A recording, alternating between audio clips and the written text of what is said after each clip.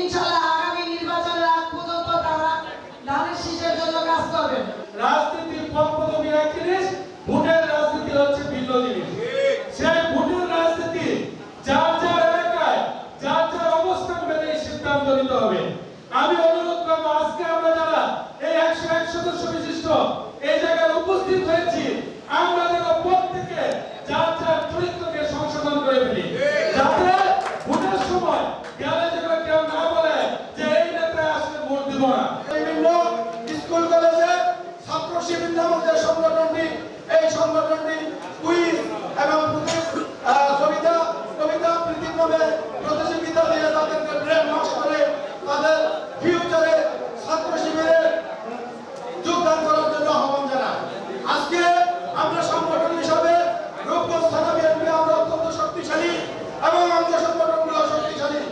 আপনারা এগুলো যদি আমরা দৃষ্টি না দেই এবং প্রতিরোধ না করি, তাহলে আমাদের অবস্থা দিনের পর দিন খারাপ হবে। তো বাংলাদেশ জামাতে ইসলাম ওনারা একটা ইসলামিক দল, ওনারা বলছে কিছুদিন আগে পুজোতে গিয়ে রোজা আর পূজা এক হচ্ছে না। ওনারা আরো কিছু বক্তব্য দিচ্ছে। আমি ইউটিউবে দেখলাম এক বক্তা বলছে জামাত ইসলামের নেতা, আমি গতকালকেই দেখলাম ইউটিউবে, যে আল্লাহ পাক নাকি উচ্চা বলে লাগছে জামাত ইসলামের আনার জন্য। নাউজুবিল্লাহ, আস্তাগফিরুল্লাহ।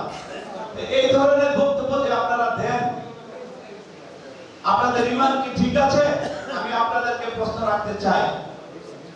আপনারা যদি আল্লাহর আইন প্রতিষ্ঠা করতে চান, কোরআনের শাসন চান, একজন মুসলমান হিসাবে আমিও সেটা চাই, কিন্তু আপনারা কি হিন্দু ভাইদেরকে জান্নাতে নিয়ে যেতে পারবেন, নাকি তাদের সাথে আপনারা স্বর্গে যাবেন? আপনাদেরকে প্রশ্ন করতে চাই, বিভ্রান্ত করবেন না। যার যার ধর্ম সে পালন করবে, ধর্মকে ব্যবহার করে বিভ্রান্ত করবেন না মানুষকে। আমি একটি কথা বলতে চাই, দেশে অনেক ষড়যন্ত্র হচ্ছে এই নির্বাচন নিয়ে। বাংলাদেশের মানুষ জানে যে সঠিক সময়ে নির্বাচন না করার জন্য কোন কোন দল চাচ্ছে, আপনারা জানেন না?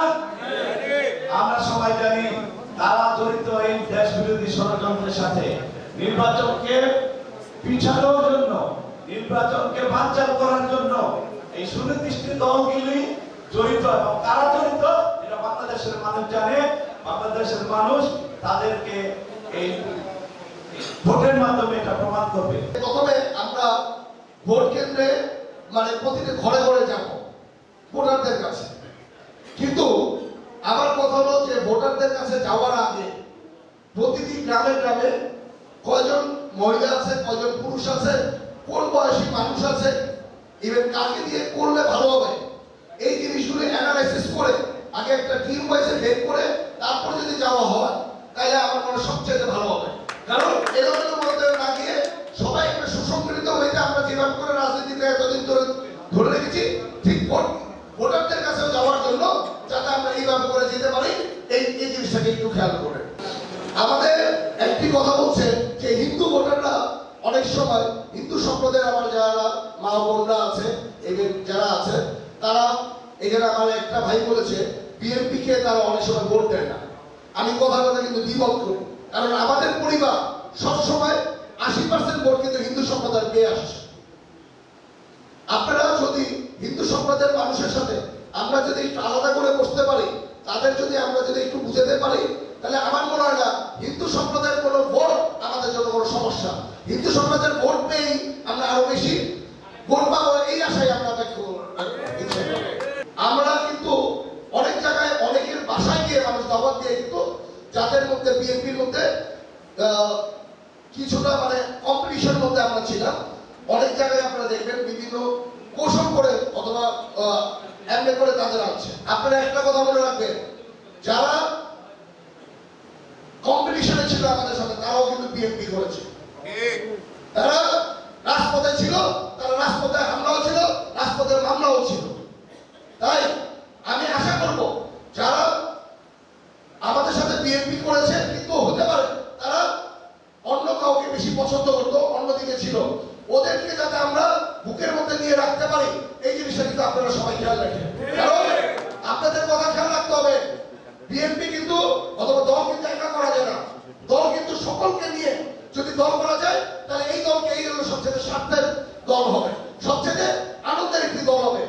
আর রূপগঞ্জকে আমরা যদি বলি যে রূপগঞ্জকে আমরা চেঞ্জ করতে চাই, রূপগঞ্জকে চেঞ্জ করতে গেলে অ্যাকচুয়ালি সকলের পার্টিসিপেশন ছাড়া রূপগঞ্জকে চেঞ্জ করা যাবে না।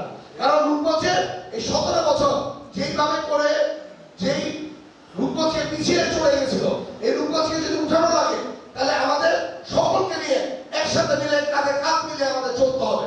আশা করি আপনারা যেইভাবে কাঁধে কাঁধ মিলে সারা রূপগঞ্জকে আপনারা চালিয়েছেন, আশা করব যে ভবিষ্যতেও যে আমরা সকলে মিলে যাতে রূপগঞ্জটাকে উঠানোর জন্য সকলের কাঁধে কাঁধ মিলে যাতে আমরা চলতে পারি।